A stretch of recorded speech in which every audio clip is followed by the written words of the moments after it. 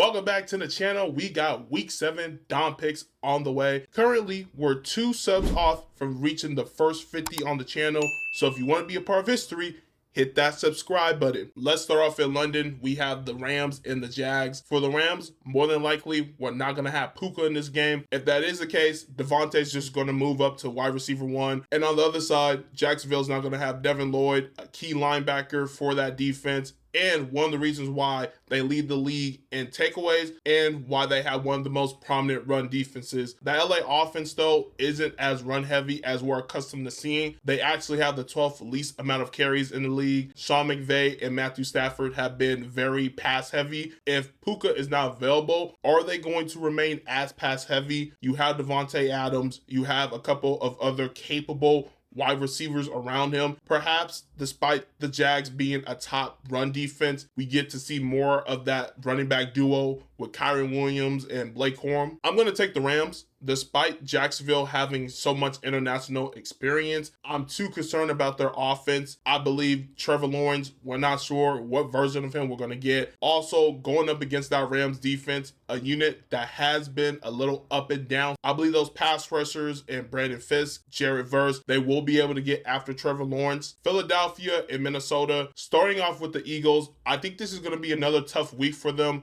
Minnesota's defense is no joke. We see that they're not struggling to put points on the board. However, the struggles are lying in the fact that they can't move the ball consistently, and that offensive line has not gone off to a great start this season. This is essentially the same unit from a year ago, minus Mekhi Becton. Landon Dickerson, he's been banged up all season long. Maybe that's having an impact on the line. Saquon, coming off a 2,000-yard season, it was already going to be difficult for him to replicate that success, but I don't think many people thought that Philly's run game would take this much of a decline. Meanwhile, we already know the struggles in the passing game. I don't think it's entirely on Jalen Hurts, but when you have 2 wide receiver 1s on your squad and neither one of them are in the top 25 in terms of receiving yards, that's definitely going to be problematic. Can that offensive coordinator find a way to get this offense going? In the NFC, there's a couple of really good defenses. Speaking of one of those defenses, the aforementioned Minnesota Vikings. They have the 6th best total defense,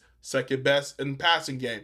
Now, they're 9th worst when it comes to run game, but for the most part, I think the Minnesota Vikings are a really good defense. Despite the greatness of that Minnesota defense, I'm going to lean with the Philadelphia Eagles. With the talent of Saquon, I think at some point he's going to have that signature game. Also, looking at the Minnesota side of things, which quarterback is going to get the start this week? Does J.J. McCarthy come back from that knee injury? Or do they continue to roll with Carson Wentz? If they do go back to McCarthy, does he have a good command of that offensive unit? New England and Tennessee, I'm going to take the Patriots. There's too much turmoil in Tennessee right now. And on the opposite side, you have Mike Vrabel making his return to Tennessee, along with a New England Patriots squad that's playing really good football right now. Panthers and Jets, I'm going to take Carolina. They're playing extremely well right now. And on the Jets side, I want to see Justin Fields, Aaron Glenn and them get their first win on the season. However,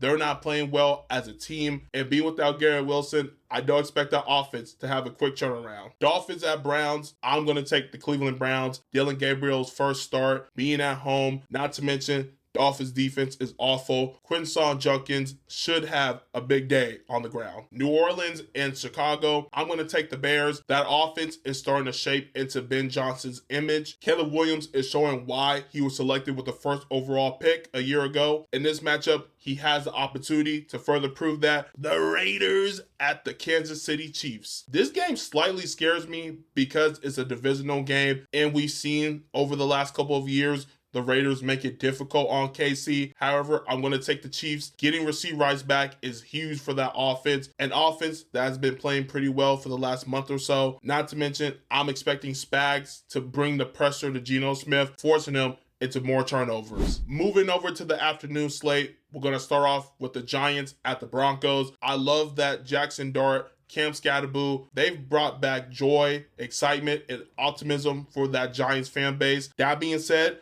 we've heard some rumors about the Giants wanting to go out and trade for another receiver. The wide receiver names speculated were Chris Olave and Jalen Waddle. Having one of those two would definitely help Jackson Dart. Getting back to this game, It's going to be difficult for Jackson Dart to have the success he had last week. That Broncos defense is a different breed. That defense leads the league in sacks with 30 on the year. And then looking at that Broncos offense, there's an opportunity for them to exploit the secondary for New York. The Giants secondary has given up a ton of explosive plays. It's going to be on Bo Nix to connect on those plays. I'm going to take Denver. That defense is too much for a young Giants offense. And then on the other side, I don't believe the Giants pass rush is going to have much of an impact on this game. Going up against our Broncos offensive line, that's allowed the second fewest sacks so far. Packers at Cardinals, Kyler Murray is questionable, but Jacoby Brissett last Sunday looked like the better quarterback. The offensive unit was more productive.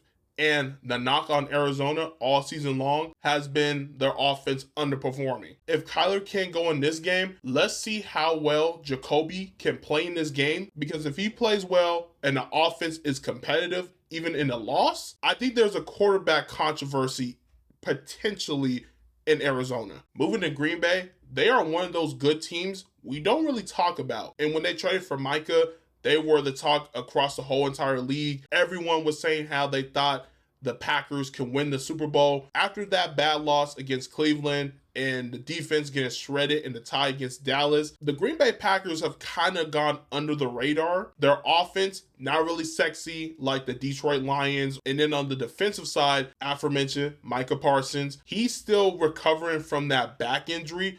On top of the fact, he's still trying to get himself more ingrained into this defense. He's only played 69% of the snaps.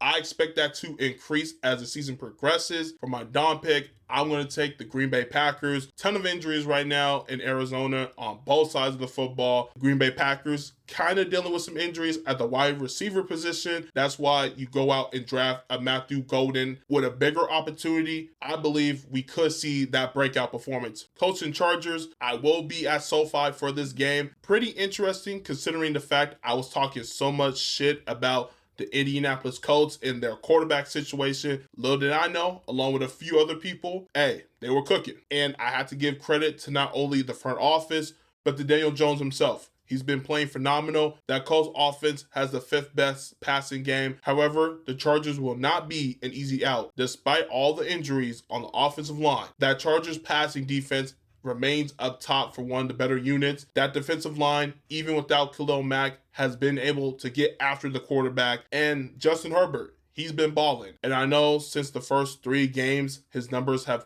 declined, but Justin Herbert is going to always give this Chargers team an opportunity to win. I want to see the Chargers win, but I'm going to take the Indianapolis Colts. I think Jonathan Taylor is going to be too much for that defense. The run defense has struggled, giving up multiple 100-yard rushers so far this season. Commanders and Cowboys, both defenses will be exploited, and both of those offensive units can have explosive games. Starting off with the Dallas Cowboys, let's look at their health. I think CeeDee Lamb is going to return for this game, and the offensive line is going to get a couple more pieces back. We've seen so far without those pieces, the offense has looked fantastic. And let me give some love to Dak Prescott. He's playing at a high level, and he deserves more credit because when he's not playing well, we're very quick to say that he's a bad quarterback and he's overpaid. Right now, he's getting the job done. It is not his fault that the defense has been able to do their part. Moving over to the Washington offense,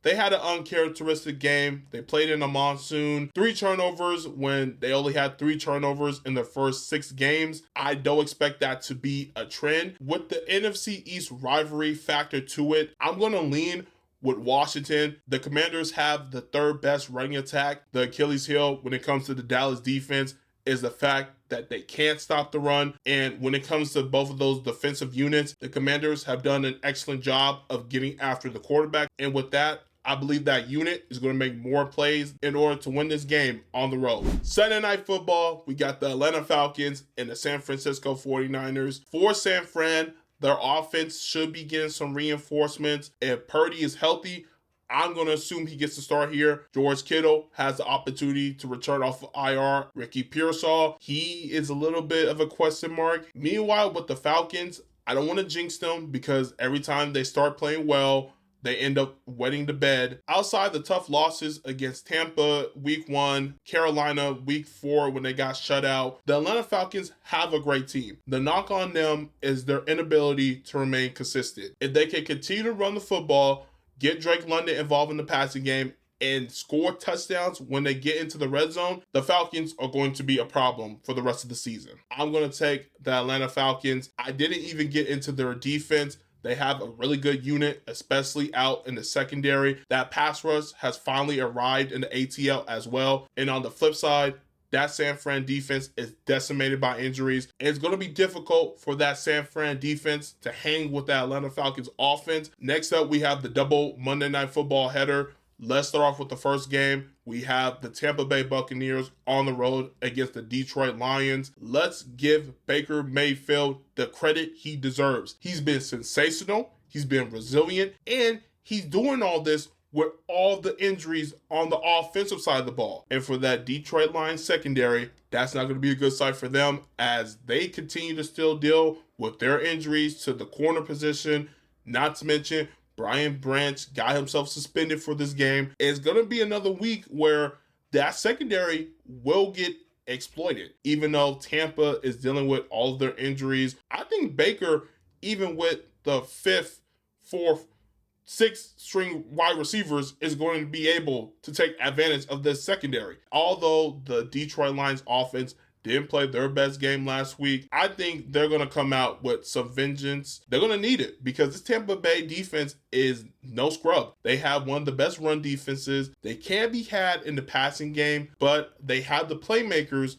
to force turnovers and to get after the quarterback. This might sound crazy, but I'm taking the Buccaneers. I know they're going to be playing on the road against Detroit. They're going to be shorthanded, but man, Baker is playing so well right now, it's ridiculous. And lastly, we have the Houston Texans on the road taking on the Seattle Seahawks. The Texans are coming off of 2 really great weeks before their bye, where they beat the Titans 26-0, and they defeated the Baltimore Ravens in Baltimore 44-10. For CJ Stroud in that passing game, they finally found some momentum. The run game has also had some bright moments during this 2-game win streak. I think that's going to be pivotal for that unit in this game because they're going up against a really stout Seattle defense. It's difficult to run the ball on us. On top of the fact, we're coming off of a week where we were able to get after the quarterback with 7 sacks. Hopefully we get a little bit healthier in the secondary. And looking at that Seattle offense, I didn't expect Sam Darnold to have this great of a performance with us coming into the year. I was a bit skeptical. If anything, I was waiting for when Jalen Milroe got the opportunity to be the starter, but Sam is playing really good football right now. Jackson Smith and Jigba has been magnificent as well. He has 696 receiving yards with 3 touchdowns on 42 receptions, but he has his work cut out against them going up against Derek Stingley Jr., one of the best shutdown corners in the NFL, only allowing 13 receptions and has 1 interception on the year. I'm going to take Seattle. I'm going to lean with the fact that our offensive line is probably the best it's been since the first Super Bowl run. Elsewhere, I'm looking at that Houston offense. I think they're going to be able to be much better compared to what they were at the start of the season. Seattle's passing defense can be had. However, I believe that defense is going to step up more times than not. That's going to wrap up the video. If you stuck all the way to the end, much love as always. Don't forget to leave a like. Make sure you comment down below your predictions for week 7. And as I've already mentioned, we are only 2 subs away from the first 50 subscribers on the channel. So if you haven't already, hit that subscribe button. I'll see you all in the next one.